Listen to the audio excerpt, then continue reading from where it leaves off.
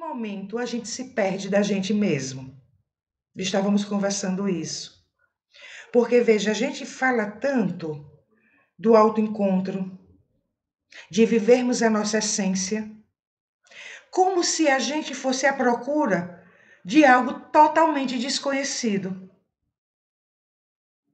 para descobrir e então criar a coragem, né? Falando no termo da vivência social, criar a coragem de praticar, de viver essa essência. E aí a gente estava refletindo. Não se trata de algo desconhecido. Antes, em algum momento, nós nos perdemos de nós mesmos. Quando nós fomos contaminados pelos anseios sociais, pelas expectativas da sociedade. E então você já tinha o seu jeito de ser, criança, adolescente. Você já tinha os seus sonhos, os seus talentos, que a gente até conversa da parábola dos talentos, né? A parábola que Jesus contou, e que a gente se perde, a gente pega o nosso talento e enterra. Por quê? Porque às vezes aquele talento que não é só referente a coisa profissional, tá? Mas também da forma como você vivencia as experiências, da forma como você lida emocionalmente com as experiências. Então já havia um eu ali que a gente trouxe ao reencarnar. E aí, em algum momento, ele vai sendo empurrado lá para dentro, empurrado lá para dentro, e a gente se perde dele. E então chega numa fase que a gente tem que, opa, deixa eu me encontrar. Mas será que seria me encontrar ou me reencontrar?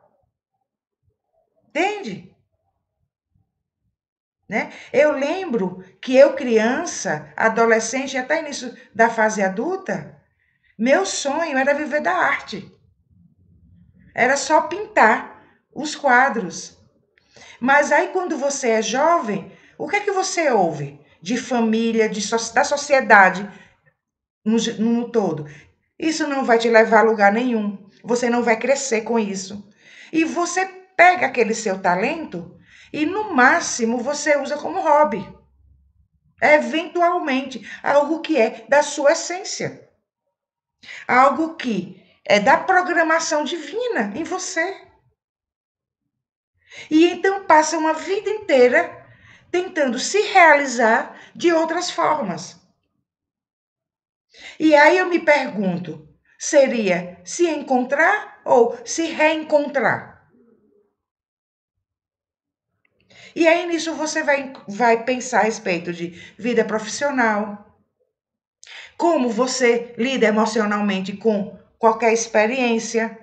Porque a gente, nesse sentido de lidar emocionalmente com qualquer experiência, até isso é herdado socialmente. Por quê? Porque se padroniza sentimentos e emoções para cada experiência. Então, as nossas reações àquelas experiências também são padronizadas. Porque tal experiência você tem que reagir de tal forma. Tal experiência você tem que reagir de tal forma. Mas você tinha o sentimento particular seu de como lidar com aquela experiência. E então nós temos reações padronizadas.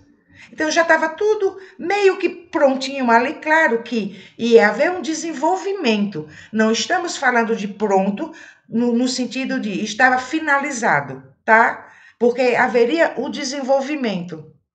Só que havia ali as predisposições de quem é você, da sua essência. Em algum momento a gente se perde. E como eu estava falando, isso vai no contexto profissional, no contexto de como lidamos emocionalmente com as experiências, na nossa forma de viver, no nosso estilo de vida, tá? De como você se veste, de como você se comporta, de como você se alimenta, do que é que te dá prazer, do que é que não te dá prazer.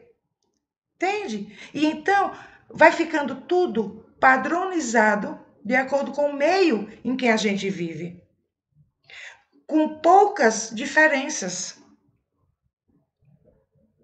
A gente fala tanto de respeitar as diferenças, mas sabia que as diferenças não são assim tantas.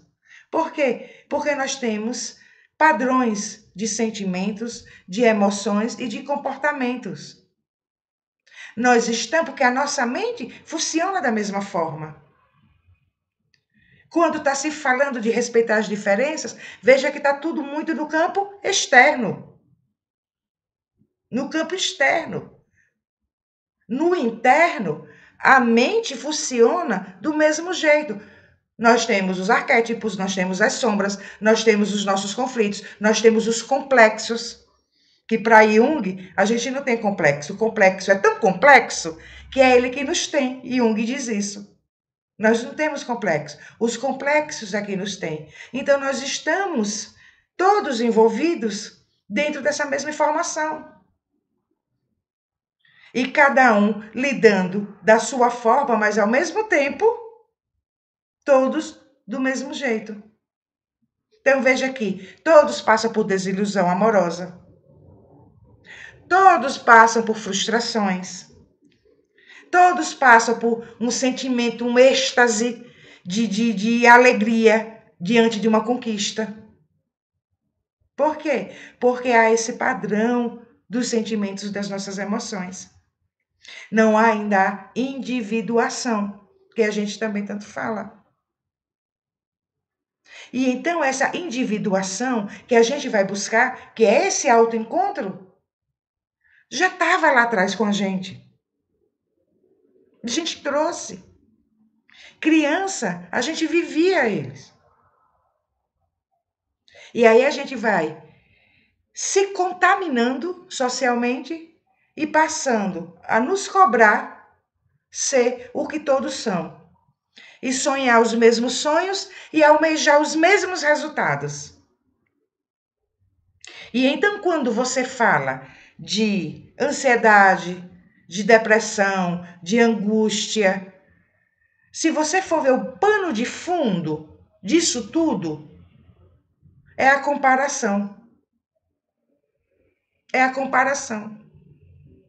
E existe a comparação onde não existe o autoencontro ou o reencontro. Quando, então, a gente se reencontra e vai viver a nossa essência, a comparação deixa de existir. E tanto sofrimento também vai deixar de existir. Não é interessante a gente refletir a respeito? E aí vivemos dando murro em ponta de faca. Vivendo um personagem que a gente quer que esse personagem seja aplaudido, seja respeitado, seja admirado, seja amado, seja vitorioso. E aí a gente sofre horrores para que aconteça tudo isso ao personagem. E continuamos perdidos de nós mesmos.